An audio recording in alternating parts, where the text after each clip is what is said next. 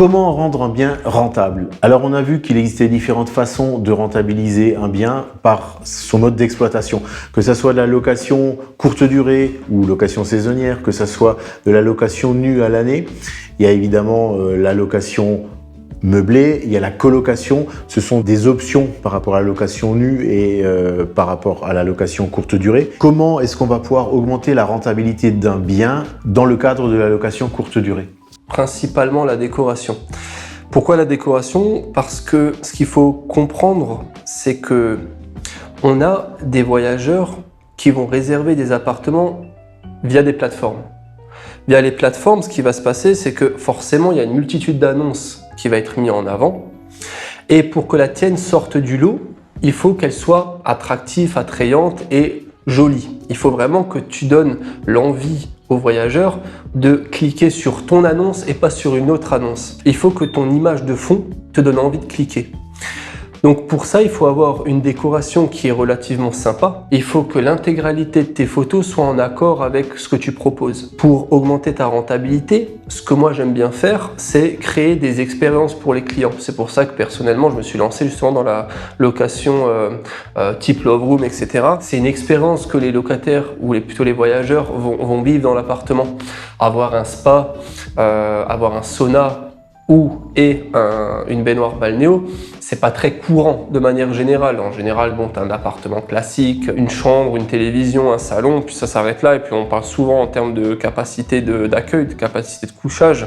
D'autant plus que ce que j'aime bien faire, c'est de consacrer une pièce pour avoir une salle de jeu. Après, ça dépend de la thématique du logement. Dans un de mes appartements, on a donc le British Room. Donc, comme son nom l'indique, c'est typique britannique.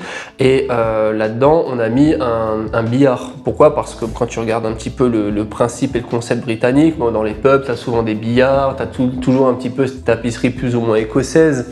Et toujours une bière à la main, et puis c'est bon vivre quoi au final. Pour la location saisonnière, il faut vraiment mettre le paquet sur l'aspect de ton appartement et vraiment faire en sorte à ce que la personne elle vienne pour ton appartement, pas pour la ville, pas pour spécialement voir la famille haute, c'est pour passer un moment de détente dans l'appartement. C'est l'appartement qui va faire venir les gens dans la ville, c'est pas les gens qui vont venir dans la ville et choisir un appartement. C'est ça. Parce que je connais beaucoup de personnes qui se sont lancées dans la location courte durée parce qu'ils avaient un appartement dont ils ne savaient pas quoi faire. Ils se sont dit, tiens, plutôt que le louer à l'année, je vais le louer en Airbnb et ça va me rapporter plus. Sauf qu'ils ne font pas de recettes. Alors, quand on regarde, on voit facilement les raisons. Les photos sont de mauvaise qualité. Il y a 4 murs blancs et j'avais travaillé avec un artisan qui me disait, moi, je refais les appartements pour qu'ils plaisent au plus grand nombre.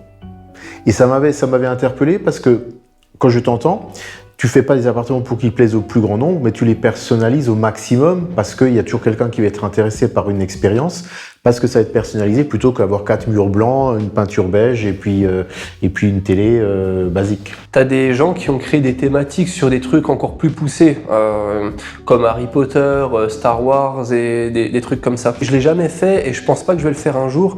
Parce que c'est des thématiques qui sont trop niches. Une personne qui n'aime pas Harry Potter ou qui n'a pas d'attrait pour la saga, elle a pas du tout de raison de réserver ton appartement. Moi, les thématiques que je propose, si tu veux, c'est des thématiques sur des choses un petit peu plus classiques. On a fait plusieurs thématiques, comme des appartements sur la thématique japonaise, mexicaine, donc les pubs, tout ce qui est british, etc. Ce qui est bien en fait quand tu disposes de plusieurs appartements à thème, c'est que quand tu as créé une bonne expérience avec ton voyageur, il va vouloir recréer une nouvelle expérience dans un autre de tes appartements, tu vois.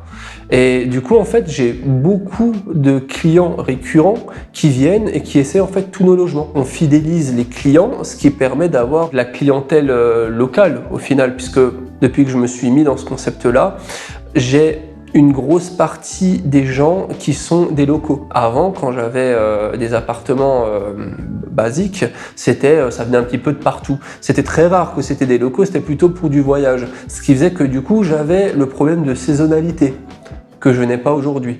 parce qu'on est dans une thématique, parce qu'on est dans une belle décoration, parce que les gens ils ont envie de venir. Quelle est la durée moyenne de réservation? C'est pour une nuit, 2 nuits, des semaines? Suivant le concept que j'ai mis en place, ça va pas forcément s'apprêter à des personnes qui sont là pour une longue durée.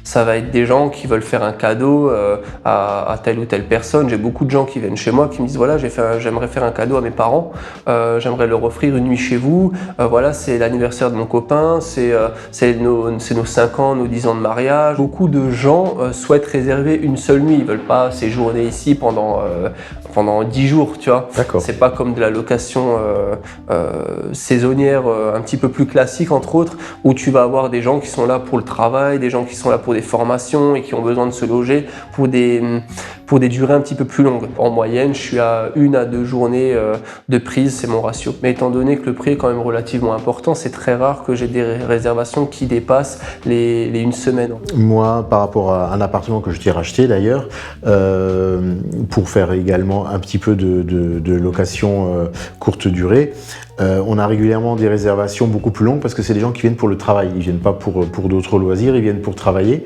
Et donc, ils veulent un appartement donc, qui est un 2 pièces, qui soit spacieux, agréable. Et ils restent là pour des durées longues. Il nous arrive régulièrement d'avoir des réservations d'1 mois. Mais par contre, à des tarifs plus bas parce qu'on n'a pas d'option loisirs ou billard ou en location nue.